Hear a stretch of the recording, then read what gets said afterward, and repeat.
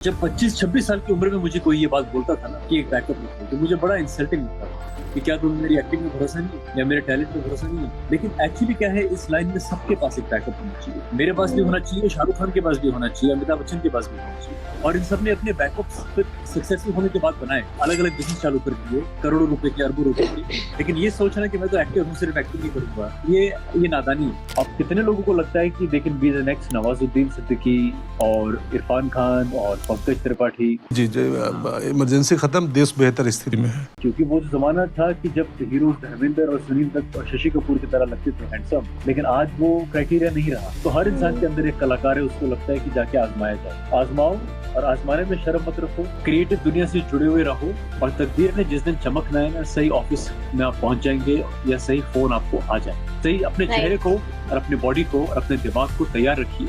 आप एक ऐसा प्लेटफॉर्म क्रिएट कर रही है कि जिससे लोगों को इंस्पिरेशन मिले या गाइडेंस मिले, एक सेंस ऑफ लाइफ ट्रैक मिले कि वो किसी के एक्सपीरियंस से सीख सकें। क्योंकि हम में से कोई भी किसी से बेहतर नहीं है या कोई भी किसी से ज्यादा अच्छा नहीं है। आपकी अपनी जर्नी, मेरी अपनी जर्नी, और हम एक दूसरे से सीख रहे लाइफ में।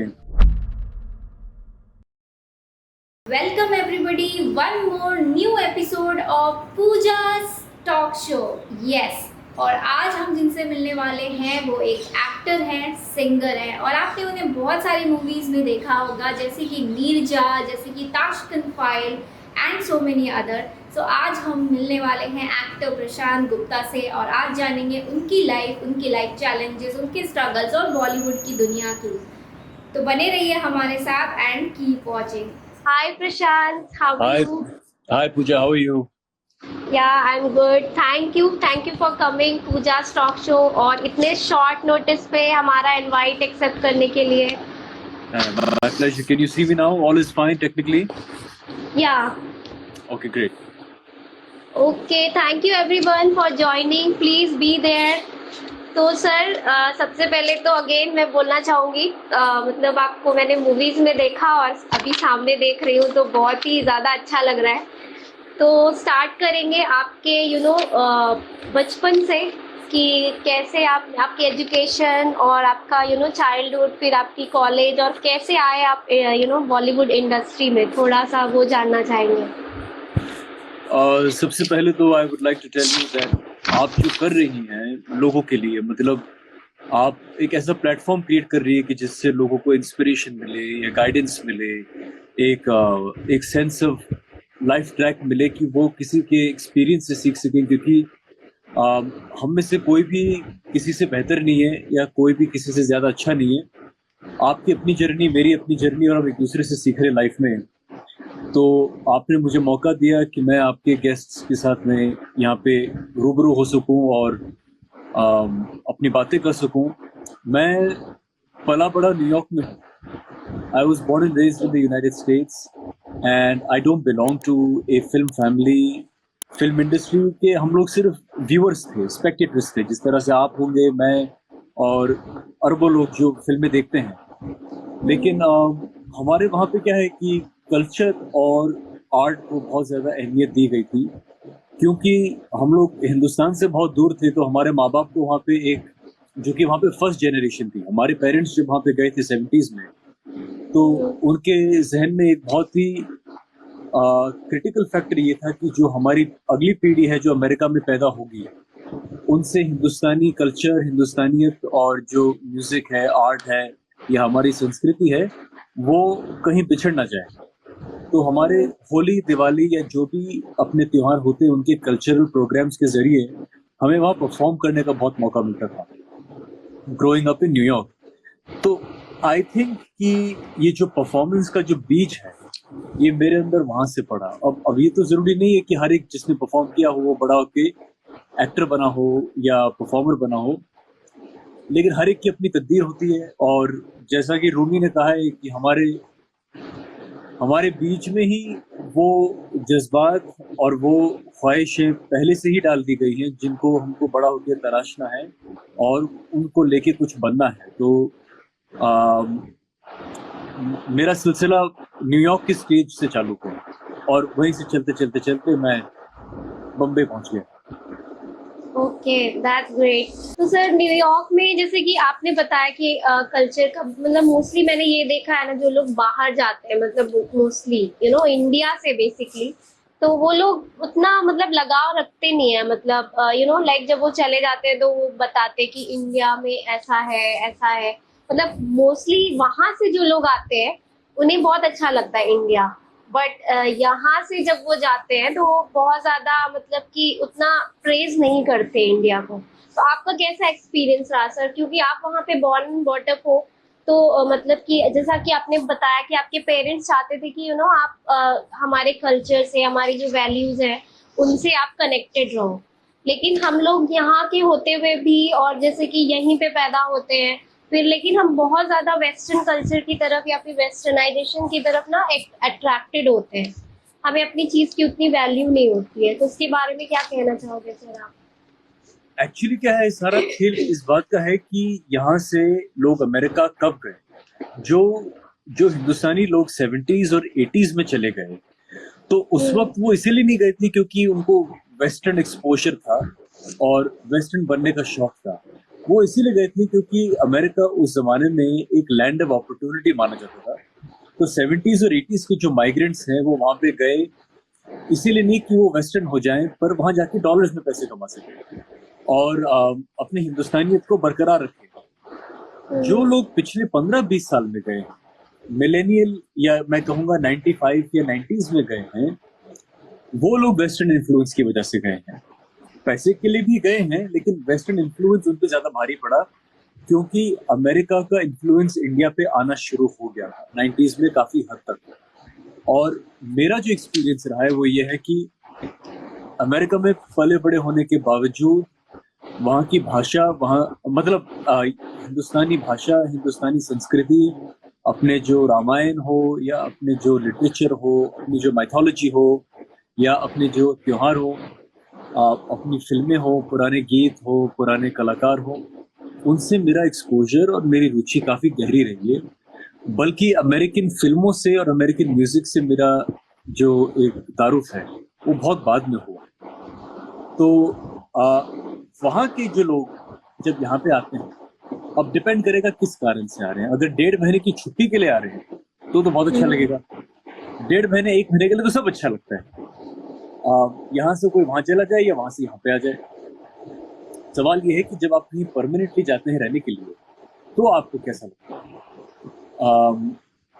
तो वहाँ से जब हम जयपुर, हम मेरा जो नेटिव जो मेरा सिटी है वो जयपुर है, तो वहाँ से जब हम जयपुर आया करते थे समर हॉलीडेज में तो हमको बड़ा अच्छा लगता था क्योंकि इंडिया में एक अलग हवा, अलग खान पीन, एक अलग आज़ादी, एक अलग आपके घर में सर्वेंट्स होते हैं या थोड़ा नौकर चाकर का कल्चर होता है, ड्राइवरों का कल्चर होता है, तो सब कुछ बड़ा अलग लगता है।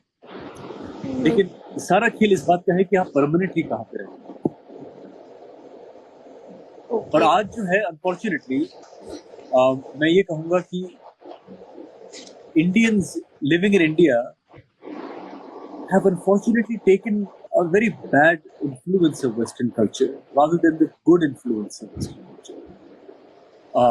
अगर वहाँ के कॉर्पोरेट कल्चर और वहाँ के डिसिप्लिन को, वहाँ के ट्रैफिक रूल्स को, वहाँ के सिविल सेंस को हम इनकॉर्पोरेट कर ले तो ज़्यादा अच्छा रहेगा।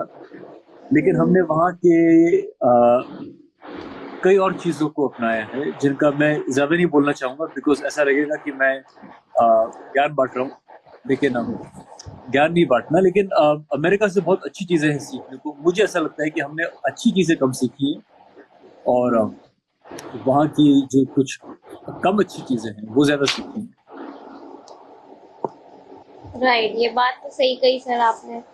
तो सर जैसे कि आपने बोला आप जब आए, आप बिल्कुल भी आपका रेफरेंस नहीं था कोई भी बॉलीवुड इंडस्ट्री में, तो कैसे शुरू किया सर आपने, मतलब स्टार्टिंग जर्नी कैसे रही? और आपको बहुत सारे मतलब क्योंकि आपका रेफरेंस नहीं था, तो जानते नहीं थे, तो मतलब ना सिर्फ बॉलीवुड में बल्कि किसी भी इंडस्ट्री में जब आप आप किसी को नहीं जानते हो तो मतलब बहुत मुश्किल होता है ना चीज़ों को स्टार्ट करना।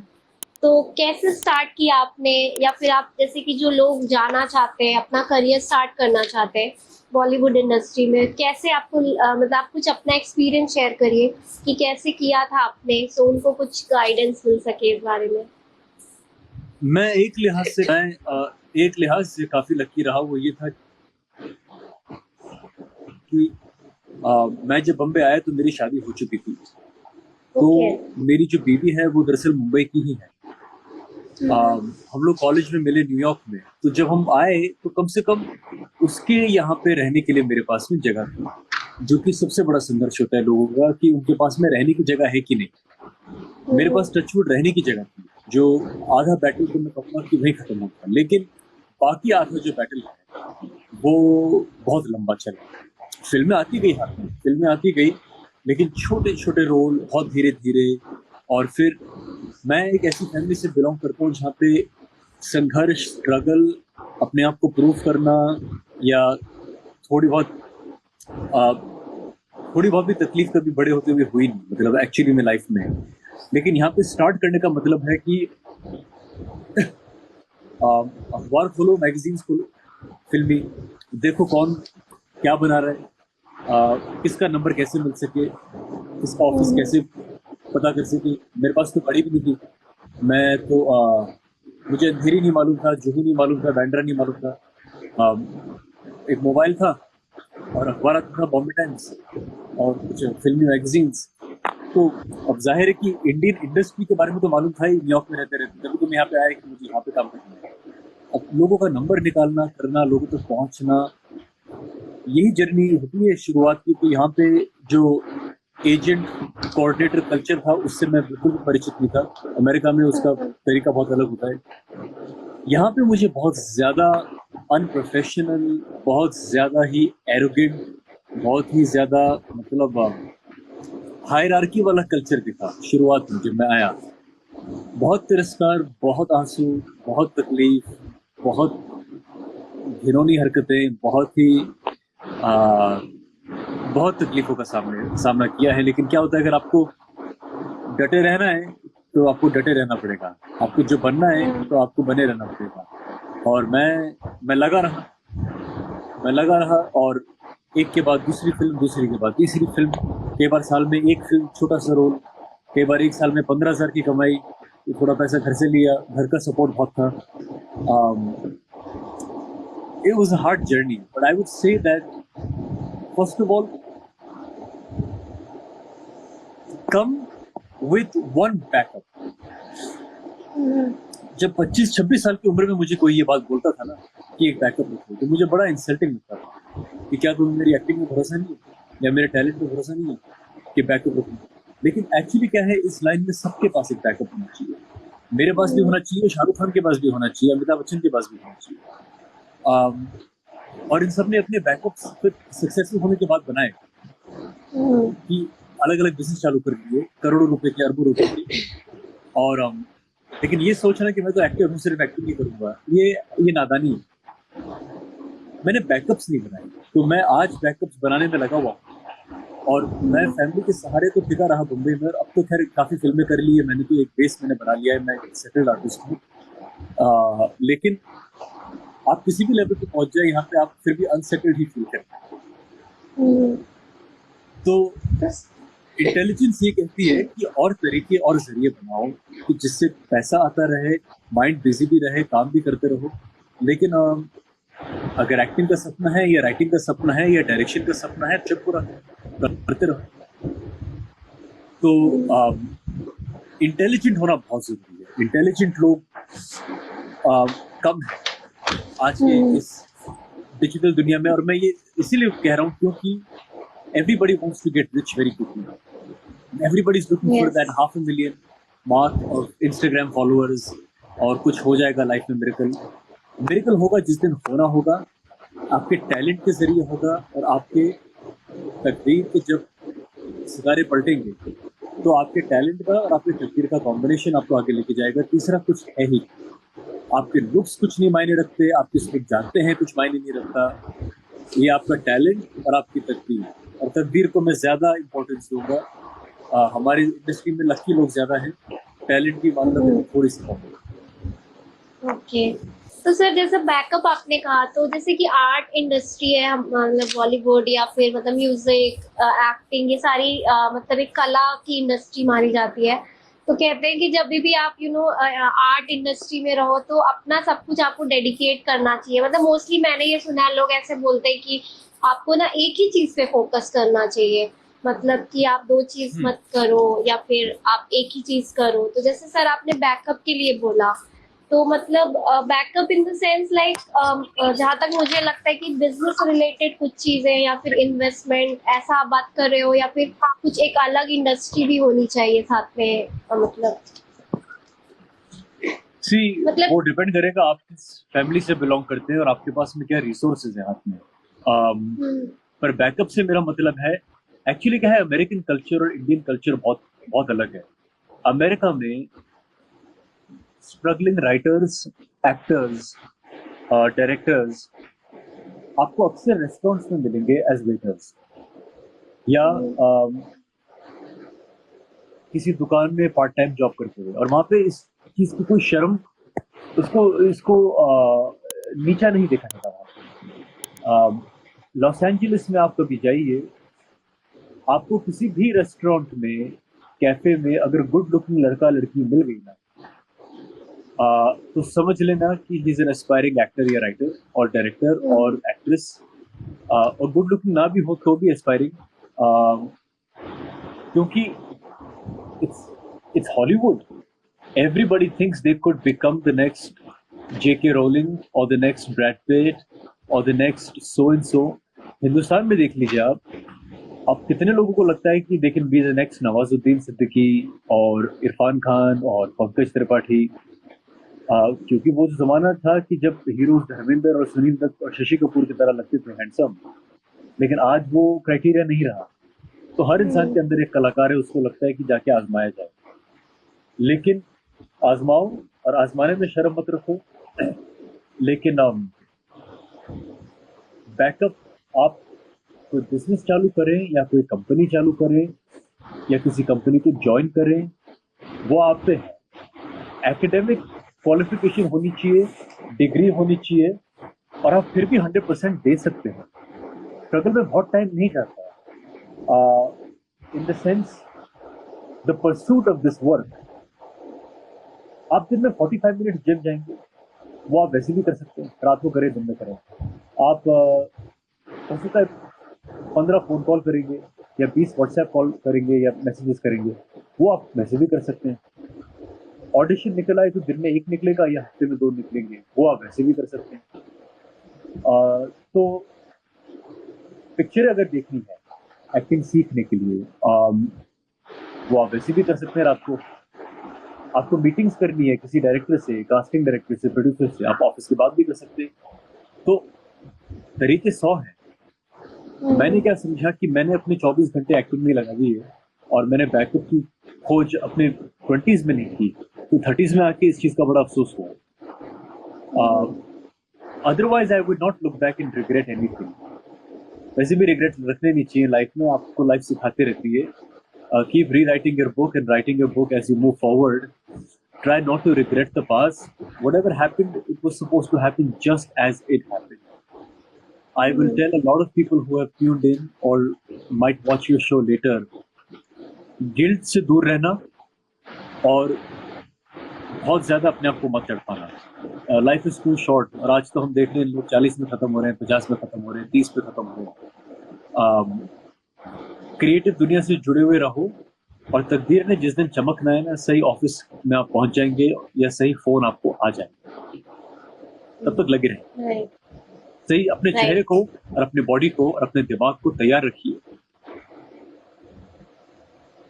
Okay, great. तो सर ने बहुत अच्छी बात कही कि हमें छोटे छोटे स्टेप्स हर दिन, हर समय लेते रहना है, हमें रेडी रहना है। हमें नहीं पता कि वो हमारा मौका या अपॉर्चुनिटी हमारे पास कब आएगी, तो वो जब भी आएगी उसके लिए हमें तैयार रहना है हमेशा।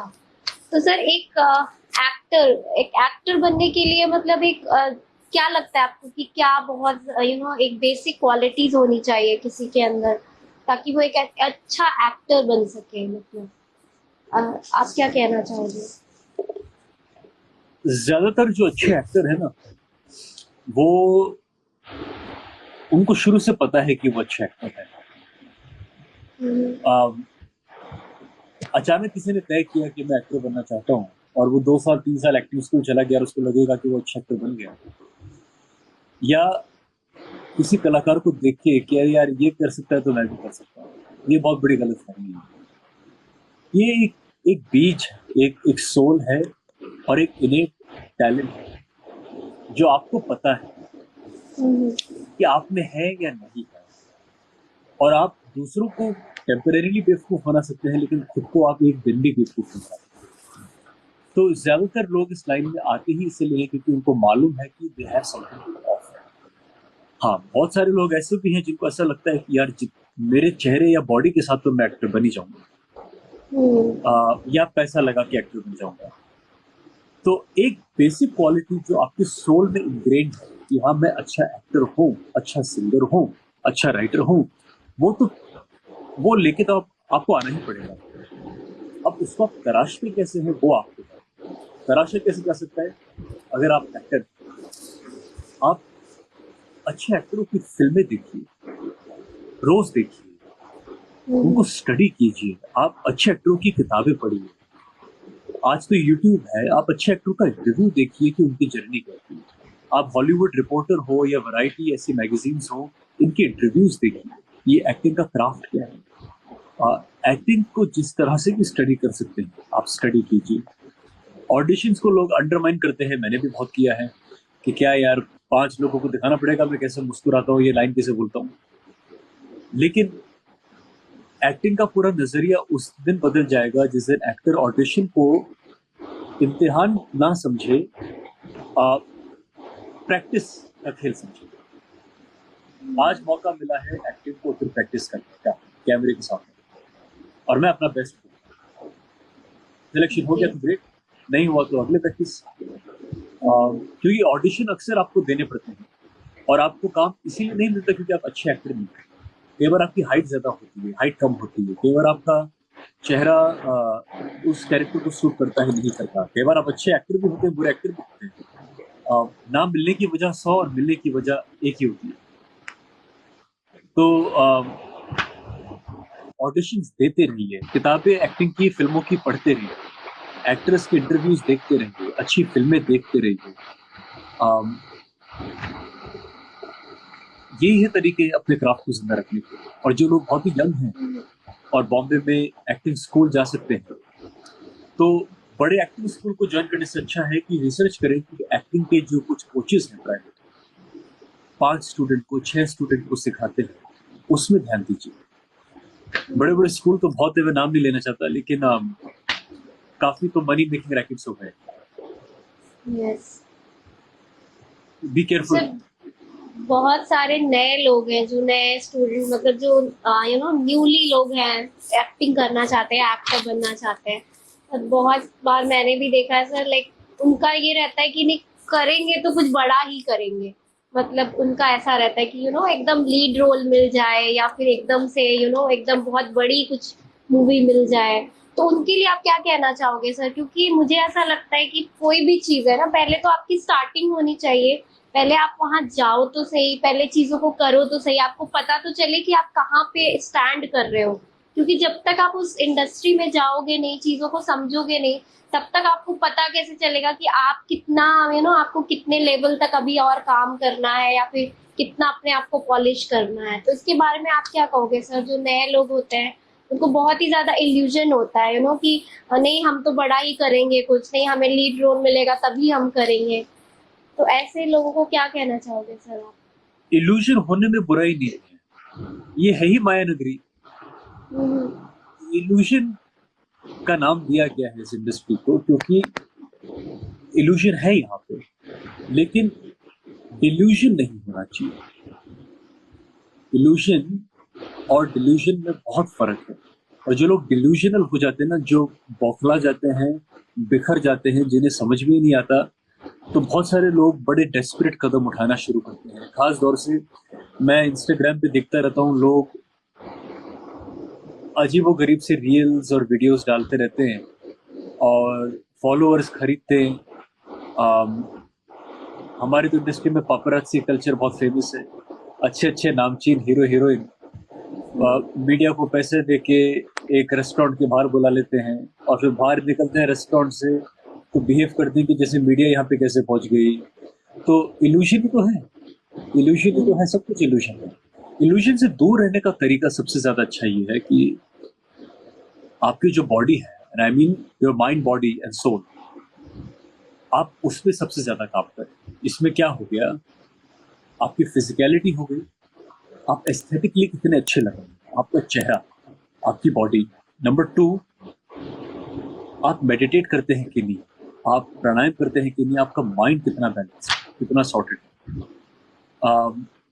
थर्डली, आप अपने क्राफ्ट पे कितना काम करते हैं। ये एनर्जीज अगर आप यूनिवर्स में डालेंगे कि हाँ मेरी body top notch, my mind is in sync with the universe or God, and I'm grounded. Thirdly, every single day I'm improving my craft, whether I'm an actor or a singer or a writer. एक तपस्या की तरह, एक workout की तरह, क्या मैं अपने क्राफ्ट पे भी काम कर रहा हूँ कि नहीं। और फिर है चौथा, परसिस्टेंस। आप रणभूमि में रोज उतर रहे कि नहीं उतर रहे, चाहे फोन के जरिए, चाहे ऑडिशन के जरिए, चाहे किसी भी जरिए, आप उतर रहे कि नहीं, आपको, क्योंकि जंग तो लड़नी है, रोज लड़नी है। और आप जीतेंगे 5 साल में, 1 साल में, 10 साल में, ये आपको बिल्कुल नहीं मालूम। तो delusion is the problem, illusion is not the problem. क्यों नहीं, रखो ना। शाहरुख खान भी तो इसीलिए आए ना क्योंकि एक अमिताभ बच्चन थे, अमिताभ बच्चन भी तो आए ना क्योंकि एक दिलीप कुमार थे। तो क्यों ये हसरत कोई गलत नहीं है कि मुझे लीड हीरो बनना है। या हो सकता है एक पंकज त्रिपाठी आए क्योंकि एक अनुपम खेर, परेश रावल थे, या 5 एक्टर इसलिए आते हो क्योंकि उनको लगता है यार नवाजुद्दीन से तो शक्ल हमारी भी मिलती है और हम भी अच्छे कलाकार हैं। नथिंग रॉन्ग विद इल्यूशंस, ये माया नगरी है। बट ये स्ट्रॉन्ग रखना बहुत जरूरी है। ये बिखर गया तो सब बिखर गया।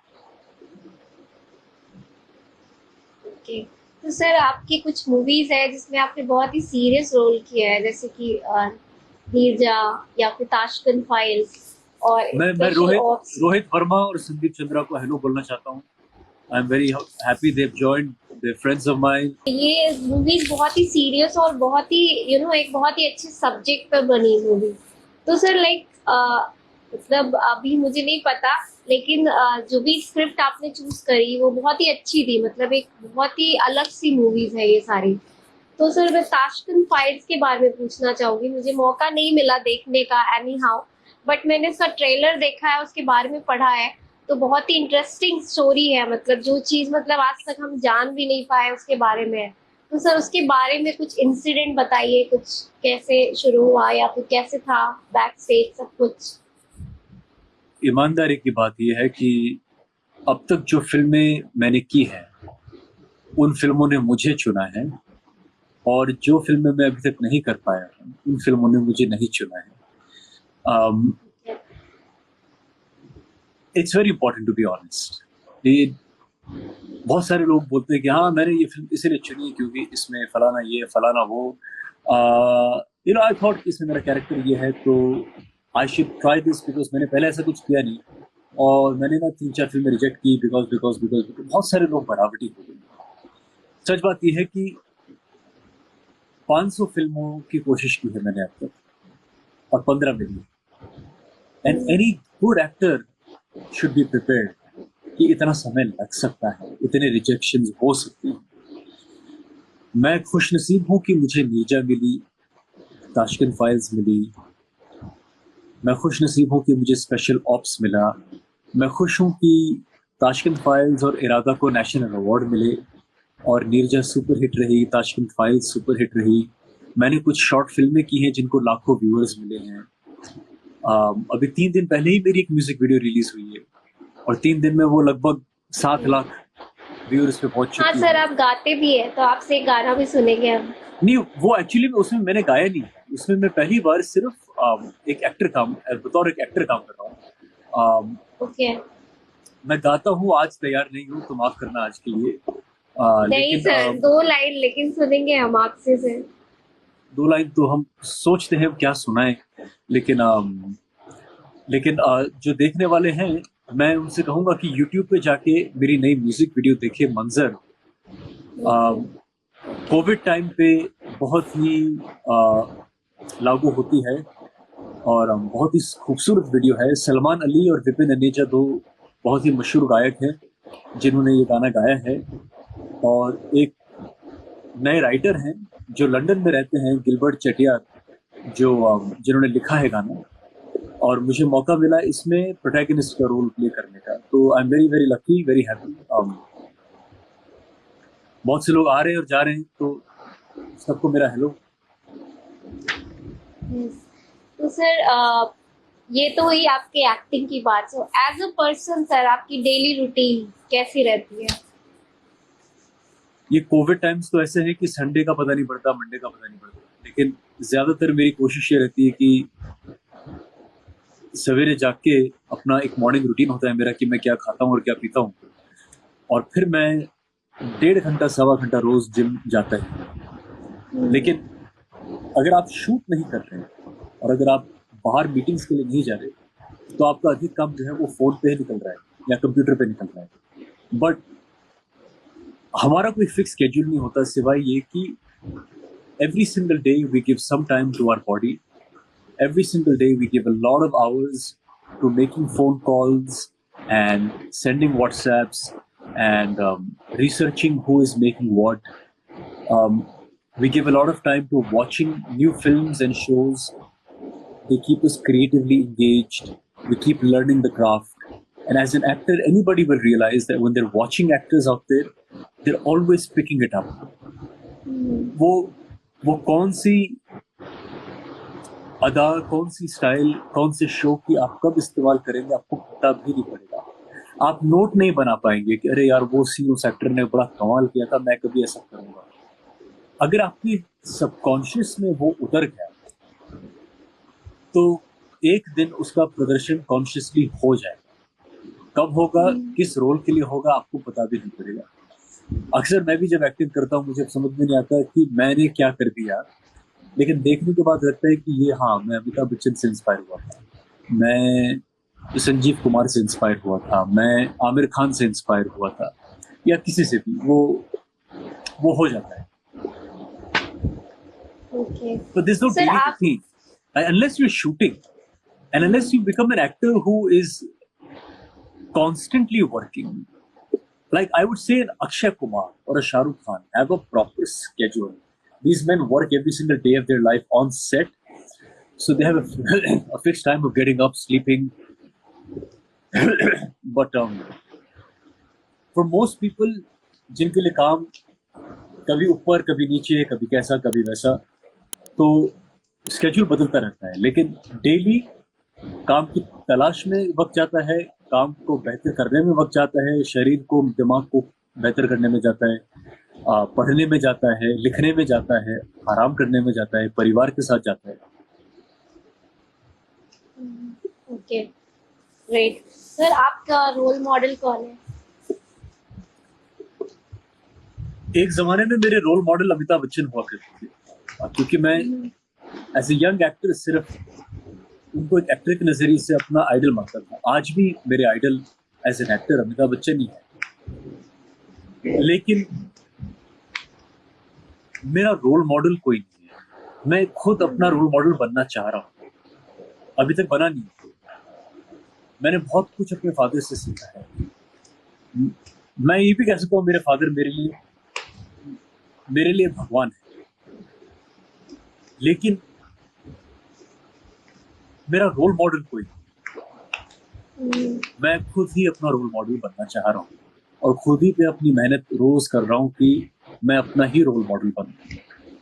बहुत सी जगह मैं अपनी ही नजरों में फेलियर हूँ और बहुत सी जगह मैं अपने नजरों में बहुत कामयाब हूँ, लेकिन ये कह देना कि वो एक्टर मेरा रोल मॉडल है, there are so many things about Akshay Kumar that I really admire. There are so many things about Manoj Bajpayee, Irfan Khan. there are so many things about Mr. Bachchan that I admire. There are so many things about my father that I admire. But I'd like to be a mixture of a lot of these people that I admire. And I don't know if I'll ever be my own role model or find a role model. It's okay. The search should be on always.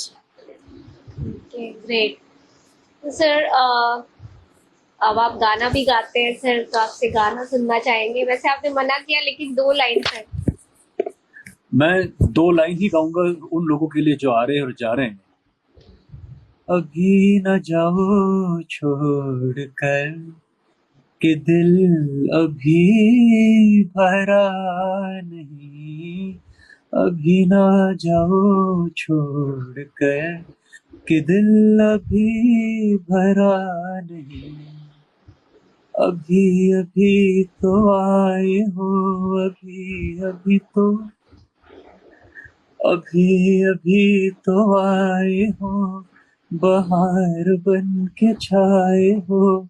हवा जरा महक तो ले, ये दिल जरा बहक तो ले, ये शाम ढल तो ले जरा. अभी 2 लाइन का. Wow, nice. तो गाइस, आप लोग सो गए क्या? आप लोग कुछ तो रिस्पॉन्स कीजिए, सर ने इतना अच्छा गाना सुनाया. कोई नहीं, आज 4 लोग हैं, कभी 40 होंगे, एक दिन 400 होंगे, एक दिन 4 लाख होंगे. ये journey yes sir, definitely. Okay, तो सर गाना हो गया. अभी कुछ डायलॉग्स अगर आपको याद हो तो 1-2 डायलॉग्स. मेरी फिल्म द ताशकंद फाइल्स को अभी नेशनल अवार्ड मिला है, और वो भी best dialogue. Congratulation sir, congratulations. उस फिल्म में मेरा एक बहुत ही मशहूर डायलॉग है. जब मैं डायलॉग उस तरीके से अभी भले ही ना सुना पाऊं, लेकिन उस डायलॉग की अहमियत आज के ज़माने में बहुत ज़्यादा है. काफ़ी एक एंटेगनिस्ट का रोल किया था मैंने, जो लोग इक्वेट करते हैं राहुल गांधी से या कुछ कांग्रेस के लीडर्स से पॉलिटिकली.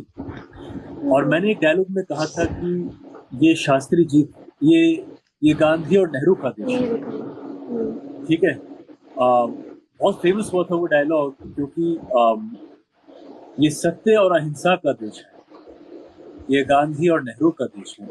और फिर जो हमारी फिल्म की जो प्रोटैगनिस्ट थी, उन्होंने कहा कि ये शास्त्री जी का देश क्यों नहीं. मुझे ये डायलॉग बहुत अच्छा इसीलिए लगता है क्योंकि हर सोसाइटी में, हर शहर में, हर देश में मैं देख रहा हूँ कि पिछले कुछ सालों से ना लोग बहुत पार्शियल हो रहे हैं. उनका जो एजेंडा है, उनका जो मुद्दा है, उसको वो क्या रूप देते हैं, और जिस रूप और एजेंडा से वो परिचित नहीं या तारुफ नहीं रखते, उसको किस तरह से दबाया जाता है. टेक्निकली मैं ये कह सकता था कि ये देश शास्त्री जी का भी है, नेहरू जी का भी है, गांधी जी का भी है, पर मैंने शास्त्री जी का नाम नहीं लिया. जिन लोगों ने तो ताशकंद फाइल्स नहीं देखी है, प्लीज जरूर देखिए, बहुत अच्छी फिल्म है. और मैं खुश नसीब हूँ कि मुझे उस फिल्म में कुछ अच्छे डायलॉग्स बोलने के मौके मिले. और मेरी कुछ फिल्में जो आने वाली हैं, जिनका मैं जिक्र भी कर नहीं सकता, उन फिल्मों को भी बहुत लोग पसंद करें, तराशें, और मुझे बहुत अच्छे काम करने के मौके मिले. ग्रेट. तो गाइस जरूर देखिएगा ताशकंद फाइल, मुझे भी देखनी है. और अब लेकिन मैं ट्रेलर उसका कई बार देख चुकी हूँ. इवन सर से जब बात हुई थी तब भी मैंने कई बार उसके ट्रेलर्स देखे. तो बहुत ही अच्छी मूवी है, एक बहुत ही अच्छे टॉपिक पे बनी हुई है, तो हम सबको देखना चाहिए वो मूवी. तो सर जाते जाते एक लास्ट क्वेश्चन सर, डिसिप्लिन और कमिटमेंट कितना जरूरी होता है? मतलब फिल्म इंडस्ट्री में भी यूजुअली लोगों के सामने एक इमेज होती है एक्टर्स की या कलाकारों की, वो बहुत एरोगेंट होते हैं, या फिर शायद अपनी मर्जी से ही सारा काम करते हैं, या फिर बहुत बड़े स्टार बन जाते होंगे. तो ऐसा, तो सर कमिटमेंट और डिसिप्लिन कितना जरूरी होता है कलाकार के लिए या फिर एक एक्टर के लिए? शायद एक्टिंग से ज्यादा जरूरी होता है. ओके.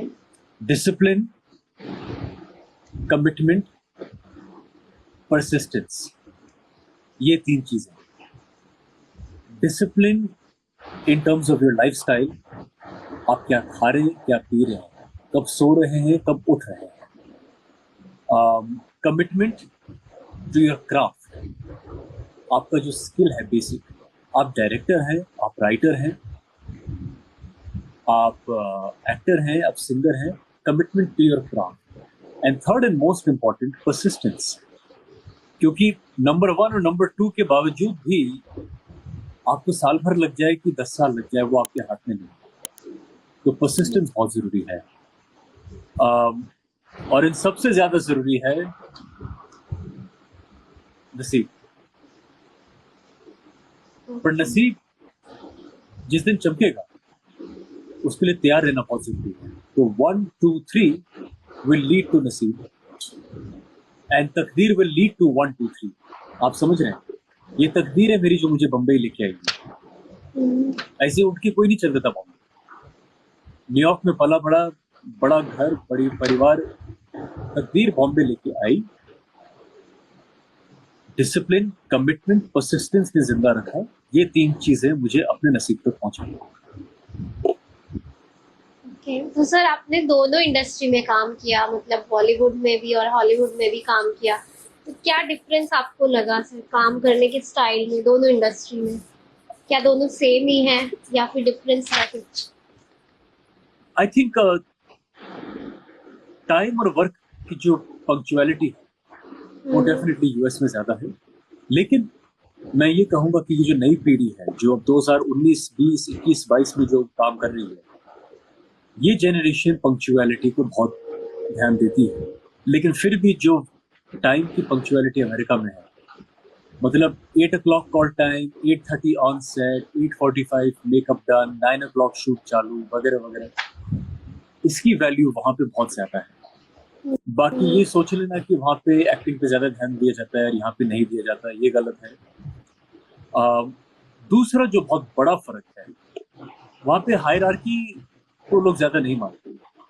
आप मेकअप आर्टिस्ट हैं तो भी आपका सम्मान, आप स्पॉट बॉय हैं तो भी आपका सम्मान, आप डायरेक्टर हैं तो भी आपका सम्मान। यहाँ पे लोग हायरार्की में इतने बहक जाते हैं कि अपने से जो नीचा है उससे बदतमीजी से बात करना या गलत तरीके से बात करना, ये बहुत बहुत गंदी चीज यहाँ पे मुझे लगती है। हम लोग पता नहीं ये इस सिस्टम को कब छोड़ेंगे। मेरा तो रिकॉर्ड है, आज तक मैंने कभी किसी स्पॉट बॉय से, किसी मेकअप मैन से, किसी भी लेबर क्लास के लाइट मैन से, अरे हमें बनाने वाले सब यही हैं। वो लाइट मैन हमारे चेहरे पे सही लाइट नहीं डालेगा तो हम अच्छी नहीं लगेंगे। स्टूडियो की फोटो और पासपोर्ट की फोटो में जो फर्क होता है ना, वो नजर आ जाएगा। राइट। अगर हम मेकअप मैन से बदतमीजी करेंगे तो कैसे चलेगा? जो हमारी सैंडविच ला रहा है, हमारा कॉफी ला रहा है, हम उससे बदतमीजी करेंगे तो कैसे चलेगा? और अल्टीमेटली आपकी जो चर्चाएं हैं ना, यही लोग कर रहे हैं। डायरेक्टर तो चलो आपका गॉडफादर सेट पर है, be nice to everyone and be on time. ये लेसन अमेरिका से इंडिया सीख सकता है। Okay, that's great. तो बहुत ही अच्छा रहा सेशन सर आज का, बहुत सारी चीज़ें हमने सीखने को मिली आपसे। और जाते जाते सर ये पूछना चाहेंगे, जो हमारे यंग लोग हैं जो नए इस इंडस्ट्री में एक्टिंग में आना चाहते हैं, उनके लिए क्या एडवाइस करना चाहेंगे सर आप? Learn the craft and have a backup. That's great sir, thank you so much Prashant sir हमसे बात करने के लिए और इतने शॉर्ट नोटिस पर हमसे जुड़ने के लिए। Thank you so much sir. 1 ही घंटे का शो है हमारा, सो नेक्स्ट टाइम ज़रूर हम आपसे फिर लाइक आपकी जब तक और सारी फिल्में रिलीज हो जाएंगी और बहुत सारी फिल्में हम देखने के बाद आपसे ढेर सारे क्वेश्चन पूछेंगे। तब तक के लिए thank you so much sir and have a good day. Bye bye. You too, take care, bye bye. So friends, कैसा लगा आपको आज का हमारा एपिसोड? आई होप आपको ज़रूर पसंद आया होगा and you have learn so many new things today. And as Prashant said, always have a backup if you are going to become an actor or director or entering into the Bollywood industry. So अगर आपको बॉलीवुड के episodes पसंद है तो we have catch up lot of episodes with the actors. So you can watch Sharad Jagtiani episode, or you can watch Suhas Ahuja, or you can watch actor Ashwin Kaushal and many more. So मैं मिलती हूँ आपसे next episode में, तब तक के लिए keep watching. और अगर आपने हमारा चैनल सब्सक्राइब नहीं किया तो सब्सक्राइब कीजिए और शेयर कीजिए उन लोगों के साथ जिन्हें इस एपिसोड को देखने की ज़रूरत है। It will help us to reach out to more people and comment में हमें बताइए कि आप किस नए गेस्ट से मिलना चाहते हैं। तब तक के लिए कीप वॉचिंग।